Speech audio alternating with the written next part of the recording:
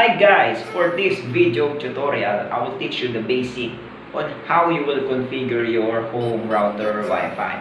Talking about the basic, ano nga ba yung mga dapat nating malaman sa pag-configure ng router Wi-Fi natin?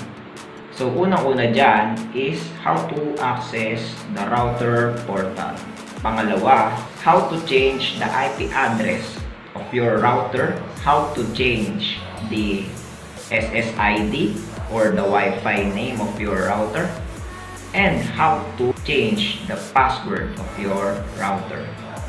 And the last part is how to factory reset. So lahat po matututunan nyo sa video tutorial ko na to. Oo talaga, tol. At, oo nga pala, meron din pala akong bonus na ituturo sa inyo. Kung sakaling makalimutan nyo yung IP address ng router nyo. At kung nakalimutan nyo yung Wi-Fi password nyo. So, may ituturo ako kung paano nyo ma-access yung router portal nyo. Kahit na nakalimutan nyo yung dalawang bagay na yan. Okay? So, bonus na yon at the last part of this video. So, let's start in 3, 2, 1. So, may nihanda akong tatlong router para sa inyo. Una dyan, yung PLDT Home Router, Router 4C, at Huawei White Mamba. So, lahat sila may pagkakapare-pareho. Itong ituturo ko sa inyo ngayon, applicable to sa lahat ng klaseng router Wi-Fi. Okay? So, how to access the router portal? Pinaka-basic dyan is dapat alam nyo yung SSID or the Wi-Fi name, at Wi-Fi key is the password. Kadalasan yan sa mga router, nakasulat lang yan sa sticker, no? So, same with this one, the Huawei White Mamba. Nakasulat din sa sticker niya yung SSID at yung Wi-Fi key. And of course, the IP address. Alright. Pero dito naman sa Xiaomi 4C, ang nakalista lang dito is yung IP address niya. Okay. So, yun. Diyan natin ma-access yung router portal. Ang pipiliin ko palang i-configure na router ay si Xiaomi 4C. So, step 1 to access the router portal is to connect first on the Wi-Fi. Connect tayo sa default Wi-Fi name, which is Xiaomi. So, ayan, connected na tayo. Step 2 is to open the browser and type the default IP address na nakikita natin sa sticker ng router. Okay, try it now. So, ito yung login page ni Xiaomi. Ni Xiaomi router 4C. So, since hindi connected sa internet itong Xiaomi 4C ko, dito ako sa pinakababa ay continue setup without connecting a network cable. Then, ang pipiliin ko dito is DHCP, which is pretty basic lang siya. So, dito, pwede na natin i-configure yung Wi-Fi name at yung Wi-Fi password. Gusto ko Troy, Alekit. Ayan, may suggestion na Wi-Fi. Then, ang password ko is password. Ayan. So, ganyan nyo papalitan yung Wi-Fi name at Wi-Fi password nyo. Wow! Okay, then, click next. After natin mapalitan yung Wi-Fi name at yung password, automatic madi-disconnect tayo sa Wi-Fi. Oo talaga, tol. Kailangan kumonect dito sa Wi-Fi. So, sa ngayon, hindi pa ako na-disconnect. Medyo nagre-reboot pa yan. Okay, mga ilang sandali lamang at madi-disconnect na ako. Ayan na, boss, kilabot na. So, gagawin ko is ko-connect lang ulit ako sa Wi-Fi, which is yung bagong Wi-Fi name. Wow! Na may password, syempre. So, ngayon, connected na tayo sa ating Wi-Fi. accessin naman natin yung router portal niya ulit. At dito natin papalitan yung default IP address. So, ilalagin ko lang ulit yung password ko, which is password din. Ayan, nakapag-login na tayo. So, click OK ko lang to. Then, pupunta tayo sa click settings. Then, click ko lang yung LAN settings. Applicable to sa lahat ng router. So, lahat ng router portal ay may LAN settings. Okay, so sa LAN settings, may kita nyo si LAN IP address. So, ito yung papalitan natin. So, ito by default 192.168.31.1. Papalitan ko na siya ng 5.1 and tap save. So, kapag magpapalit tayo na default IP address, automatic magre-reboot. So, click OK ko lang yan. Then, hintayin ko lang siya mag-reboot. Kapag naka-orange, ibig sabihin yan, nagre-reboot pa yung router. Pero pag ito nag-blue, ibig sabihin, tapos na siya mag-reboot.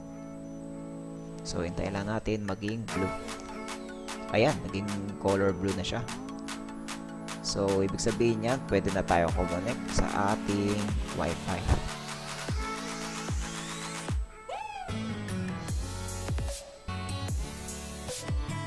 Ayan, lumitaw na yung ating Wi-Fi. So, connect lang ulit ako. Ayan, connected na. So, ngayong connected na tayo, punta ulit tayo sa browser. So, mapapansin nyo, 5.1 na yung ating IP address para ma-access yung portal. So, try natin i-access yung default IP kung ma-access pa rin natin. So, yun. Hindi na siya accessible. So, ang gagawin natin, itatype natin ulit yung tinype natin na 5.1, which is yung bagong IP address. So, ayan. Successful na natin na napalitan yung router IP address natin. So, let's proceed naman sa factory default. So yun guys, how to factory reset the router Wi-Fi. So kahit anong router na gamit nyo, pwede nyo i-factory reset. So para sa ba ang factory reset? Kapag nakalimutan nyo yung inyong Wi-Fi password, nakalimutan nyo yung IP address na sinet nyo sa router na to, which is ibig sabihin hindi na applicable yung mga details na nasa sticker sa likod, doon nyo na gagamitin ng factory reset. Bali, pag pinactory reset nyo, babalik sa default lahat ng configuration ng inyong router. Okay, maliwanag? So, paano nga ba natin ipa-factory reset yan? So, dito sa aking Xiaomi 4C, meron kayong makikitang reset na nakasulat dyan. So, ito yung may maliit na butas. Okay, factory reset na natin yan. So, number 1, kuha na ang panundot. Number 2, hanap na ang susundutin. Tapos, sundot. So, tutusukin ko lang yan. Susundutin ko ng 10 seconds. So, 10 seconds ay yung LED indicator pala yan, namatay na. Ito yung indicator nyo para malaman kung nagre-reset na siya or nagpa-factory reset. So, sa ngayon, nakapatay siya. Hintayin natin lumiwanag yan. O, yan, lumiwanag na, naging orange. So, na-hold ko na siya ng more than 10 seconds. Pwede ko na siyang bitawan. Okay. Ayan, namatay na naman. Ayan, bitawan ko na naman. Awit na ako eh. So, nagbo-boot up ulit ang ating router. Hihintayin lang natin mag-blue ulit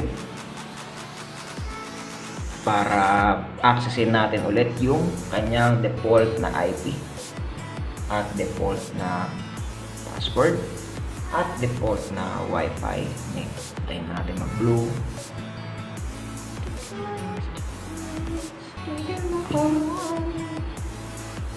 So yun, nag-blue na siya, no?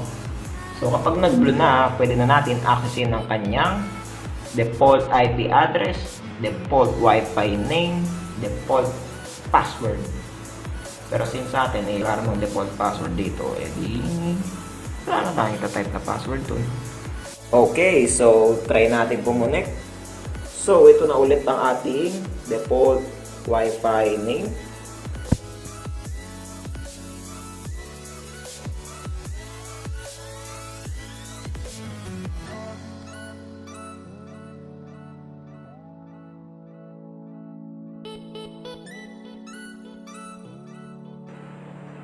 Okay, so na-access na natin.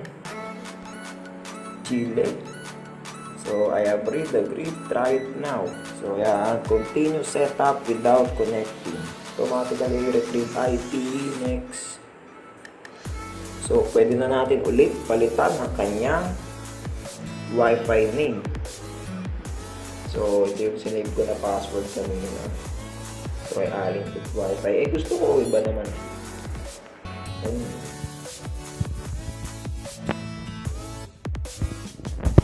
So, ganun lang natin ipa-factory default ang ating router Wi-Fi. So, very basic yan sa lahat ng klaseng router. Okay?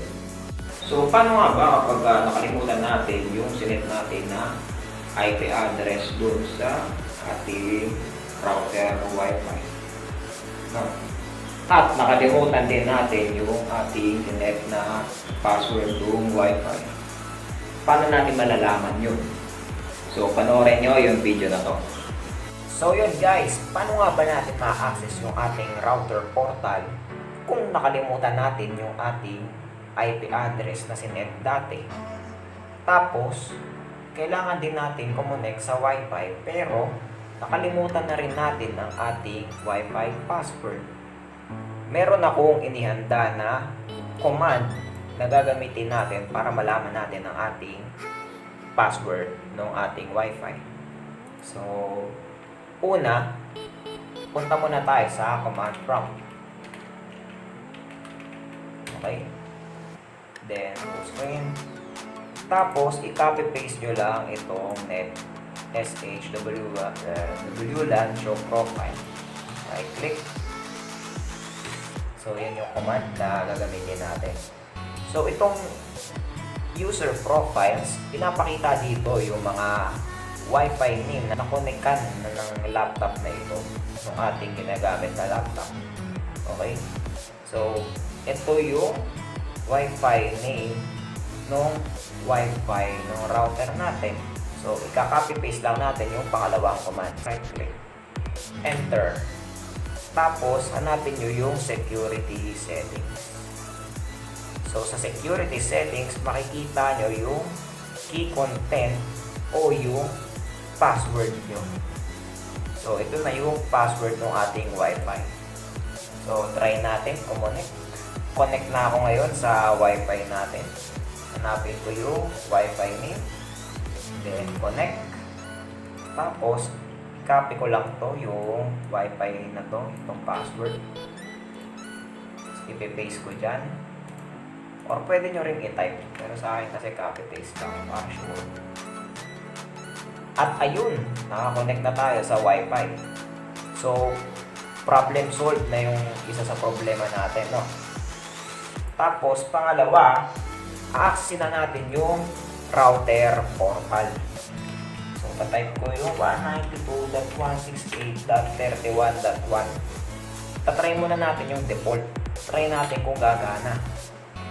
So, tatry ko yan. 31.1. Ito yung nakalagay sa sticker. Okay. Sticker ng router. So, ayan guys. Hindi siya gumagana. Ito kasi sa Xiaomi na to, automatic na nagre-redirect yung niya. Yung portal. Pero hindi yung mismong router portal niya. So, ayan guys, hindi gumagana yung default. Paano nga ba yun? Nakalimutan ko na yung yung IP address. So, meron pa yung gagamitin na command sa command prompt. Type ko lang dito is IP config /all. Enter. So, dito, hanapin nyo lang yung default gateway ng Wi-Fi. Okay, so dito tayo sa wireless LAN adapter Wi-Fi.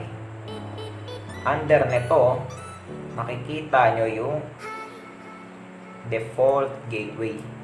So, ano nga ba yung default gateway? Yung default gateway, ito yung pinapasukan nung connection ng ating device papunta sa router. So, ito yung IP address. So, try natin kung ma-access natin yung router portal gamit yung IP address na to. Copy. Paste. So, ayun guys, na-access natin yung router portal. Since alam naman na natin yung password, yung admin password niya or yung password ng Wi-Fi, pwede na natin na-access ito. Ito na natin ngayon ma-access yung router portal. So yun guys, sana marami kayo natutunan sa video tutorial ko na to. Kung natulungan ka ng aking video tutorial, please like and share. Okay? And subscribe na rin sa aking channel para sa mga susunod ko pang video. So in our next video tutorial, ituturo ko sa inyo kung ano ba yung mga dapat yung malaman sa security configuration ng ating home router. Okay? So ituturo ko sa inyo yung mga basic lang na mas maigpit yung security ng inyong router. Ayaw nyo makakonect yung inyong kapitbahay, tapos ayaw nyo mahack yung inyong router. So panoodin nyo at abangan nyo ang susunod na video tutorial natin. So see you guys in our next video.